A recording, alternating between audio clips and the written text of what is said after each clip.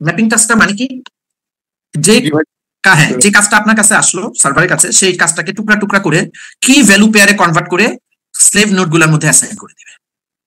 Reduce task মানে হলো সবগুলা রেজাল্টকে একসাথে করে কম্বাইন করে ফাইনাল রেজাল্টটা পাওয়া। এখন এইটা বোঝার জন্য আমরা একটা এক্সাম্পল এখনই যাব। কেউ কেউ কোনো কোনো বইয়ে পাবে যে ম্যাপার ক্লাস আর রিডিউসার ক্লাস, এই দুইটা ক্লাসে, এটা তো জাভাতে করা একজন ক্লাস বলে, এই দুইটা ক্লাসের মধ্যে কি কি কাজ হয়? ম্যাপার ক্লাসে হয় ইনপুটটাকে টোকেনাইজ করা, ম্যাপিং করা, শাফল আর সর্টিং করা। আর রিডিউসার ক্লাসে হয় সার্চিং করা আর রিডিউসিং করা। এই দুইটা ক্লাস মিলে আপনার হয় হচ্ছে ম্যাপ রিডিউস অ্যালগরিদম। তো এটার জন্য আমরা একটা এক্সাম্পলে চলে যাই, তারপর আমি ব্যাক করবো না। এক্সাম্পলটা এরকম, ধরেন ম্যাপ রিডিউস অ্যালগরিদমটা বোঝার জন্য আমরা একটা রিয়েল লাইফ প্রবলেম নিলাম। প্রবলেমটা হচ্ছে ওয়ার্ড কাউন্টিং প্রবলেম। আমার একটা ডেটা সেটে কোন ওয়ার্ডটা কতবার আছে সেটা আমি কাউন্ট করবো ইউজিং ম্যাপ রিডিউস অ্যালগরিদম। তাহলে আমার কাছে এই ডেটা সেটটা দেওয়া হলো, দেওয়ার পর বললো যে এই ওয়ার্ড ডেটা সেটে কয়টা ওয়ার্ড, কোন ওয়ার্ড কতবার আছে সেটা কাউন্ট করে দাও। তো ম্যাপ রিডিউস অ্যালগরিদম মানে হাডুপের মাধ্যমে কিভাবে করব? আমি কি করলাম, আমার ডেটা সেটটাকে আমি দুই টুকরা করলাম, যেহেতু ডেটা সেটটা খুব একটা বড় না, দুই টুকরা করে আমি দুইটা কম্পিউটারকে অ্যাসাইন করে দিলাম, ডেটা সেট 1 ডেটা সেট 2। দেখেন ফার্স্ট তিনটা লাইন আমি একটা ডেটা সেটকে দিলাম, একটা কম্পিউটারকে, শেষেরগুলা আরেকটাকে। আপনি চাইলে এটা তিনটাকে দিতে পারেন, চারটাকে দিতে পারেন, কোনো অসুবিধা নেই। ক্লিয়ার? অ্যাসাইন করার পর এই হচ্ছে আপনার স্প্লিটিং হয়ে গেল, এটাকে বলে টোকেনাইজ। তারপর প্রত্যেকটা কম্পিউটার কি করবে, কোন ওয়ার্ডটা, যে ওয়ার্ড পাইতেছে ওয়ার্ডের তো একটা ডেফিনেশন দিবেন আপনি। ওয়ার্ড চেনানোর প্রোগ্রাম তো আমরা সিতে অনেকেই করছি, রাইট? আগে আর পিছনে যদি স্পেস থাকে, কনজিকিউটিভ ক্যারেক্টার গুলো একসাথে হয়ে একটা ওয়ার্ড তৈরি করে। তো সেই অ্যালগরিদম অনুযায়ী প্রথম কম্পিউটারটা যখনই একটা করে ওয়ার্ড পাচ্ছে সে লিখতেছে 1 1 1 1, যখনই একটা ওয়ার্ড পাচ্ছে। এইটাকেই বলে কি ভ্যালু পেয়ার। এখানে ব্ল্যাক শব্দটা হচ্ছে কি আর 1টা হচ্ছে ভ্যালু। ওয়ার্ড গুলা হচ্ছে কি আর তার পাশে যে 1 সেটাকে বলে ভ্যালু। এইভাবে সেকেন্ড ডেটা সেটটাও আপনার কি ভ্যালু পেয়ারে কনভার্ট করতেছে। সেকেন্ড ডেটা সেটটাকেও সেই নোটটা কি ভ্যালু পেয়ারে কনভার্ট করে। এতটুকু পর্যন্ত আমার কাজটা হলো ম্যাপিং এর কাজ শেষ। নেক্সট কাজ হবে, ম্যাপিং এর পর একটু ব্লার হয়ে গেছে না, তাও তো বোঝা যায় মনে হচ্ছে, ডেটা সেট গুলার উপর মার্জ করার কাজ শুরু হয়। প্রথম ডেটা সেটে দেখেন অনেকগুলা 1 আছে রেডের, তো সবগুলা রেডকে মার্জ করার পর 1 1 1 1 ছোট হয়ে আসতেছে। সেকেন্ড ডেটা সেট আবার মার্জ করছে, তার আন্ডারে কতগুলা 1 কোন ওয়ার্ডে আছে। এখন কিন্তু কাউন্ট শেষ হয় নাই। এই স্টেপটাকে বলে মার্জিং স্টেপ। এটা ক্লায়েন্ট মানে ওই ছোট ছোট ক্লায়েন্ট বলে, ছোট ছোট ওয়ার্ড স্টেশন কম্পিউটার গুলাতে এটা হচ্ছে। হওয়ার পর এখন সে কি করবে, এই দুইটা রেজাল্ট একসাথে করে দুইটা রেজাল্টই পাঠিয়ে দিবে কার কাছে? সার্ভার কাছে, কারণ ক্লায়েন্টদের আর কোনো কাজ করার নেই। পাঠাই দিল, পাঠাই দেওয়ার পর সার্ভার এন্ডে কি করলো দেখেন, আস্তে আস্তে রিডিউস করে ফেলতেছে। সবগুলা দুইটার কাছ থেকে যতগুলা রেডের 1 পাইছে সবগুলাকে একসাথে করছে। ওর কাছ থেকে পাইছে 4টা, ওর কাছ থেকে পাইছে রেড 3টা, এই দেখেন 7টা 1। এইভাবে পরের জন ওইভাবে অরেঞ্জ 1 করছে। করার পর এখন সে কি করলো, এই ডেটা সেট গুলার উপর সর্টিং করলো। কেন সর্টিং করছে? কারণ সর্টিং যদি না করে পরে সার্চ করতে অসুবিধা হয়। ব্ল্যাক গুলো উপরে, নিচে ব্লু, গ্রিন, অরেঞ্জ। তাহলে সর্টিং এর কাজটাও আপনার মাস্টার নোডে হবে, নেম নোডে না। ফাইনালি আমরা চলে আসছি, এখন রেজাল্টটা ফাইনাল রিডিউস হবে। ব্ল্যাকের 1 কয়টা? 3টা।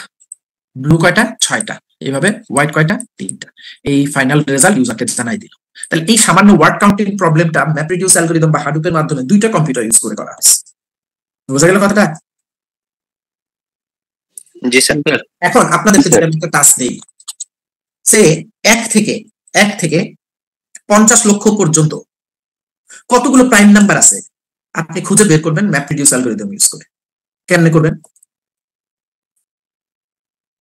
1 থেকে 50 লক্ষ না, এখানে অনেকগুলো গ্রুপ করে করে ভাগ করব, এত থেকে এত রেঞ্জ দিয়ে দিয়ে ওইখানের মধ্যে যেই কয়টা আছে প্রাইম সেগুলা প্রতি গ্রুপের জন্য বের করব, দেন সর্ট করে দেব। গ্রুপে কে গ্রুপ করবে? গ্রুপটা করবে কে?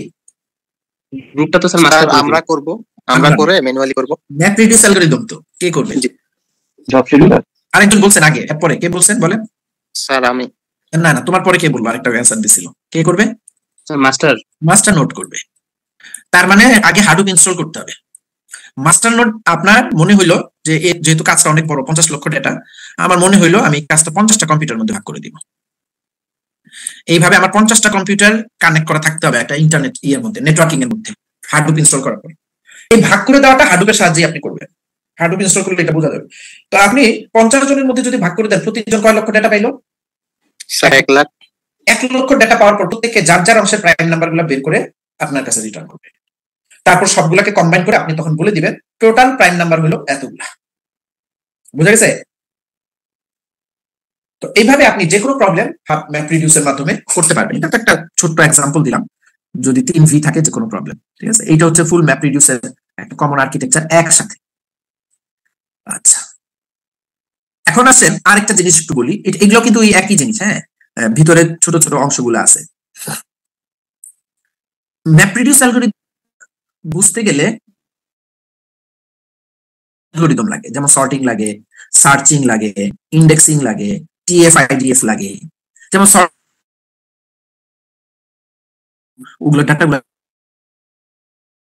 আপনি কিছু একটা খুঁজতে চান, গুগল কিন্তু ডাটাগুলো কালেক্ট করার পর এগুলো কিন্তু সর্ট করেন। সর্ট না করলে সে তো আপনাকে দ্রুত আউটপুট দিতে পারবে না। তার মানে ম্যাপ রিডিউস অ্যালগরিদমটা বা হাডুপকে এনজয় করতে চাইলে একটা ভালো সর্টিং অ্যালগরিদম লাগবে, ভালো একটা সার্চিং অ্যালগরিদম লাগবে, ভালো একটা ইন্ডেক্সিং এর অ্যালগরিদম লাগবে, টিএফ আইডিএফ ক্যালকুলেশনের অ্যালগরিদম লাগবে। তো আমরা সর্টিং সার্চিং এর বিভিন্ন অ্যালগরিদমের সাথে পরিচিত, কিন্তু এই যেগুলা আজ জানি সেগুলো তো ছোট অল্প কিছু ডাটার জন্য ভালো কাস্টমাইজ অ্যালগরিদম মানুষ তৈরি করে হাডুপটাকে ভালোভাবে হাডুপের সুবিধা নেওয়ার জন্য। ঠিক আছে, আমরা আজকে সর্টিং আর সার্চিং নিয়ে আলোচনা করবো না, যেহেতু এগুলো মোটামুটি আন্ডার গ্রাজুয়েটে কিছু পড়ছি। আজকে আমরা ইন্ডেক্সিং অ্যালগরিদমটা নিয়ে একটু আলোচনা করবো। ইন্ডেক্সিং যদি না করেন তাহলে কিন্তু সুন্দরভাবে আপনি রেজাল্টটা রিটার্ন করতে পারবেন না। ম্যাপরিডিউস অ্যালগরিদম যে ইন্ডেক্সিংটা ইউজ করে সেই ইন্ডেক্সিংটাকে বলা হয় ইনভার্টেড ইন্ডেক্স। ইনভার্টেড ইন্ডেক্স, এই ইন্ডেক্সিং টেকনিকগুলো গুগল ইউজ করে, বিং আছে না সার্চ ইঞ্জিন, এরা দুইজন এই ইন্ডেক্সিংটা ইউজ করে। এটা খুব সিম্পল একটা ইন্ডেক্স। এখন আসেন ইন্ডেক্সিং মানে কি, যদি বলেন তো একজন, ইন্ডেক্সিং মানে কি, এটা করলে কি হয়? বলেন স্যার। নাম্বারিং করা ডেটাকে, ডেটাকে নাম্বারিং করা। হ্যাঁ ঠিক আছে, মানে একটা অ্যাড্রেস দিয়ে তাকে আইডেন্টিফাই হেল্প করা। হ্যাঁ, যেমন ভেরি গুড হয়েছে, যেমন আমরা আগে বাসায় দেখতাম না ফোন বুক। জি স্যার। ফোন বুকের মধ্যে কি থাকতো? স্যার নাম্বার থাকতো, আবার ওই পেজ ওয়াইজ থাকতো এবিসি। এবিসি, তাই না? আচ্ছা, জি স্যার। হ্যাঁ, এই যে ফোন বুকটা আমাদের ছিল, এই ফোন বুকটা থাকাতে, এটা আমাদের আব্বাদের আমলে দেখতাম, এখন তো আর ফোনও নাই, ফোন বুকও নাই। তো এই ফোন বুকটা থাকে আমাদের কি কি সুবিধা হতো? স্যার যখন কাউকে খুঁজতে হইতো নাম্বার, তার নামের ফার্স্ট লেটার কি সেটা চিন্তা করে ওই পেজে চলে যায়। আমার এখন রহিমের মোবাইল টেলিফোন নাম্বারটা দরকার, আমি জাস্ট আরে গেলাম, রহিমকে পেয়ে গেলাম। এখন এই যে উপর দিকে এ থেকে আর পর্যন্ত ইন্ডেক্সিং করা ছিল, আর এর ঘরে সব আর দিয়ে নামগুলা লিখতাম, এস এর ঘরে এস এর নামগুলা লিখতাম, ওইটা যদি না থাকতো এখন রহিম রে কোন পেজে রহিমের নাম্বার লিখছিলাম খুঁজে পেইতা না স্যার, খুব কঠিন। এইটাই হচ্ছে ইন্ডেক্সিং। তো ইন্ডেক্সিংটা, ইনভার্টেড ইন্ডেক্সিংটা এইভাবে কাজ করে। ধরেন আপনার একটা ডেটা সেট আছে এরকম, এই ডেটা সেটে কিছু ডেটা আছে, খেয়াল করেন, এই যে কিছু ডেটা বলতে ওয়ার্ড, হ্যাঁ, এই ওয়ার্ড গুলাকে আমি টুকরা টুকরা করে তিনটা লোকেশনের মধ্যে রাখলাম, T0, T1, T2। Inverted indexing apply করার পর রেজাল্টটা হবে এইটা, A2 মানে কি, বানানা 2 মানে কি, is 0, 1, 2 মানে কি, বুঝেন নাই? এই ক্লাসে আছেন সবাই নাকি ঘুমাই গেছেন? মানে কি এটা 0, 1, 2 is মানে এ স্যার অনলি 2 নাম্বার ইন্ডেক্সে আছে, ইন্ডেক্স স্যার। আর বানানা আছে 2 নম্বরে, ইজ আছে। ভেরি গুড, তার লোকেশন, লোকেশন। এইভাবে লোকেশনগুলো খুব সহজে ইনভার্ট ইন্ডেক্সিং বের করে। বের করলে সুবিধাটা কি, খুব দ্রুত আপনাকে, ওই ধরেন আপনি গুগলের কাছে জানতে চাইছেন ডেটাবেস সিকিউরিটি, এই ডেটাবেস সিকিউরিটি শব্দগুলো কোথায় কোথায় আছে চট করে একটা ইন্ডেক্সিং করে ফেললে। ডেটাবেস সিকিউরিটি রিলেটেড ভিডিও কোথায় কোথায় আছে, ডেটাবেস সিকিউরিটি রিলেটেড ইমেজ কোথায় কোথায় আছে, ডেটাবেস সিকিউরিটি রিলেটেড অডিও কোথায় কোথায় আছে, এই ইনভার্টেড ইন্ডেক্সিং দিয়ে করে ফেলে, তারপর সেখান থেকে থপ করে নিয়ে আসে। আচ্ছা, নেক্সট টার্ম হচ্ছে টিএফ আইডিএফ, আরেকটা টার্মিনোলজি আছে। এইটার মাধ্যমে আপনার যে কোনো ধরনের পারফরম্যান্স অ্যানালাইসিস করা হয়, একটা ওয়ার্ডের ইম্পর্টেন্স হিসাব করা হয়। টিএফ মানে কি, term frequency. Term frequency, term frequency কাকে বলে, একটা টার্ম বা একটা ওয়ার্ড কতবার আছে সেটাকে বলে টার্ম ফ্রিকোয়েন্সি। এটা খুব গুরুত্বপূর্ণ একটা জিনিস। ফর এক্সাম্পল ধরেন একটা, এই যেমন ওই ইয়েটাতে না, ওই আমরা যে এক্সাম্পলটা নিলাম সেখানে ডেটা সেটে রেড কয়টা আছে, হ্যাঁ, রেড আছে 7টা, এটা হচ্ছে তার টার্ম ফ্রিকোয়েন্সি। ব্লু কয়টা আছে, ব্লু আছে 5টা, এটা তার টার্ম ফ্রিকোয়েন্সি। বোঝা গেছে এখন? তাহলে টার্ম ফ্রিকোয়েন্সি হলো আপনার কি বলে, একটা ওয়ার্ড কতবার আছে সেটা। এই টার্ম ফ্রিকোয়েন্সিটাকে পার্সেন্টেজ দিয়ে যখন আপনি বলবেন তখন হবে number of items appear in the document divided by total number of terms in the document.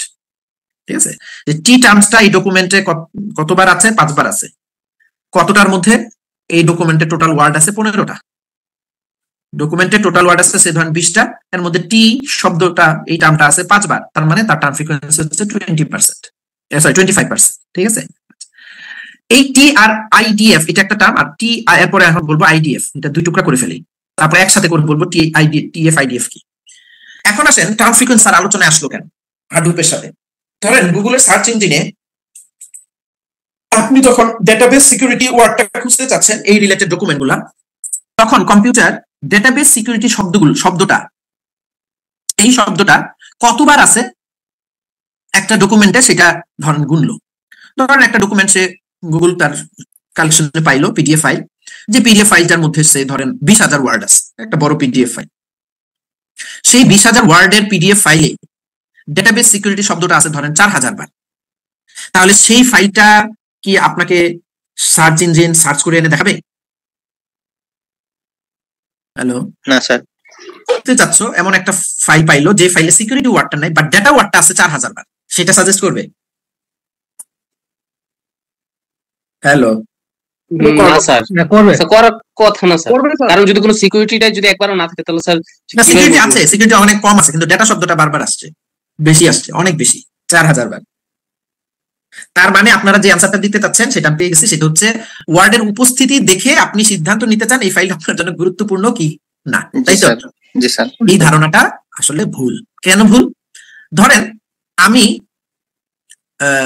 Database security একটা আর্টিকেল, সেই আর্টিকেলটাতে ইজ শব্দটা, ইজ এই যে এইগুলা ইজ এন্ড দা এই শব্দগুলা কি পরিমাণ আছে? অনেক পরিমাণে, এটা কমন। অনেক স্যার, অনেক স্যার। তার মানে কি ওই আর্টিকেলে ইজ শব্দটার জন্য ওই আর্টিকেল বানানো হয়েছে? না স্যার, না স্যার। ও হয়তো ইজ শব্দটা হয়তো আছে 6,000 বার। তার মানে কি আমি যদি ইজ মানে এই আর্টিকেলটা কি তাহলে প্রায়োরিটি ইজ কে দিয়ে দিল সবচেয়ে বেশি? না স্যার, না স্যার। তাহলে তার মানে কি একটা ওয়ার্ড বেশিবার থাকলেই সেই ওয়ার্ডটার জন্য ফাইলটা গুরুত্বপূর্ণ হয়ে যায়? না স্যার। না, এরকম অনেক ওয়ার্ড আছে যে ওয়ার্ডগুলো বেশিবার থাকলেও আমরা টার্ম ফ্রিকোয়েন্সি দিয়ে ওই ফাইলের ইম্পর্টেন্স বুঝতে পারবো না। ক্লিয়ার? তখন আমাদের জন্য কি লাগবে? আইডিএফটা লাগবে, নাহলে কিন্তু টিএফ দিয়ে হয়ে যেত। আইডিএফটা কি? Inverse document frequency. এটাকে কি বলে? এইটাকে বলে ইনভার্স ডকুমেন্ট ফ্রিকোয়েন্সি। এটা অঙ্ক দিয়ে বুঝাই। ধরেন আপনার কাছে একটা ডকুমেন্ট আছে, যে ডকুমেন্টে 1000টা ওয়ার্ড আছে। কয়টা ওয়ার্ড? 1000। ওই ডকুমেন্টে হাইভ বলে একটা শব্দ আছে 50 বার। হাইভ বলে শব্দটা কয়বার আছে? 50 বার। তাহলে তার টার্ম ফ্রিকোয়েন্সি কত? 5%, তাই তো? 0.05। ক্লিয়ার কিনা? তাহলে ওই ডকুমেন্টটা হাইভের জন্য কি খুব গুরুত্বপূর্ণ?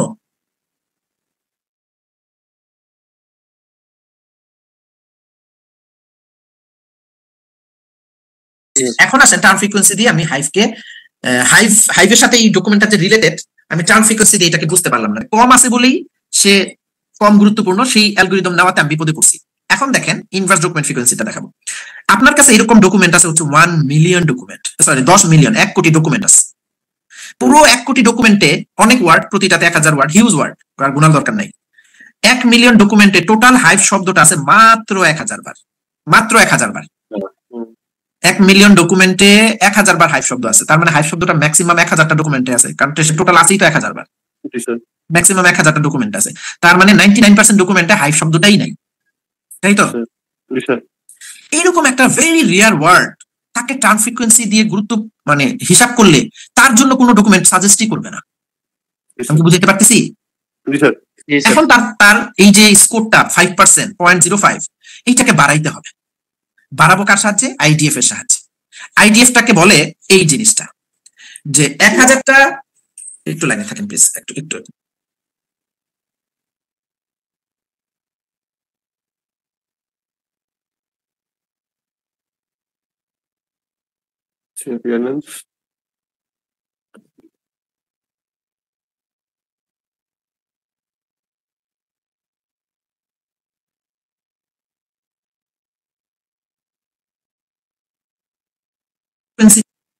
আপনার ধরেন ইনভার্স ডকুমেন্ট ফ্রিকোয়েন্সি মানে হলো একটা ঐকিক নিয়মের মতো। দেখো 10,000টা হাইভ শব্দ 1 মিলিয়ন ডকুমেন্টে আছে, তাহলে একটা হাইভ শব্দ কতগুলা ডকুমেন্টে আছে?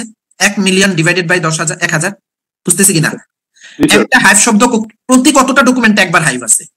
করার পর আমি একটা হিসাব পাবো, 10,000 পাইলাম, সেটাকে আমি লক করবো, কারণ ভ্যালুটা অনেক বড়, এটা কমাইতে হয়। লক করার পর হিসাবটা আসে হলো 4। এই 4 হলো আইডিএফ। এই 4 এর সাথে টিএফ এর মাল্টিপ্লিকেশন করা হয়। মাল্টিপ্লিকেশন করে ফেলার পর ফাইনাল একটা স্কোর আসছে। সেই স্কোরটা বলে দিবে হাইভ শব্দটা আপনি যে ডকুমেন্ট গুলা পাওয়া গেছে তার সাথে হাইপ শব্দটা কতটা ইম্পর্টেন্স। তার মানে এটার কমবার থাকলেও টিএফ এর কারণে টিএফ স্কোর দেখে দেখা গেছে হাইপ শব্দটা কিন্তু খুব বেশি নেগলেক্ট করার মতো না। একটা ডকুমেন্টে হাইপ শব্দ হয়তো 5 বার আছে মাত্র 1000টার মধ্যে, তারপর সেই ডকুমেন্টটা রিটার্ন করবে বিকজ তার টিএফ স্কোর হচ্ছে 0.2। এটা বেশ খারাপ না, ভালোই। বুঝা গেছে? তো এইভাবে এটার অনেক জটিল ম্যাথ আছে, আমি আর ডিটেলে যাবো না। তার মানে আপনাদের কাছে আমি সাধারণভাবে যেটা বলার চেষ্টা করছি, যখন হাডুপের মাধ্যমে সার্চিং এর কাজ হয় তখন শুধু টার্ম ফ্রিকোয়েন্সি দিয়ে সার্চ করলে মিসলিড ইনফরমেশন আসবে, সাথে টিএফ এবং আইডিএফ নিয়ে দুইটার মাল্টিপ্লিকেশন রেজাল্ট নিলে একুরেট রেজাল্ট আসে, এবং সেটাই গুগল বিং এরা করে।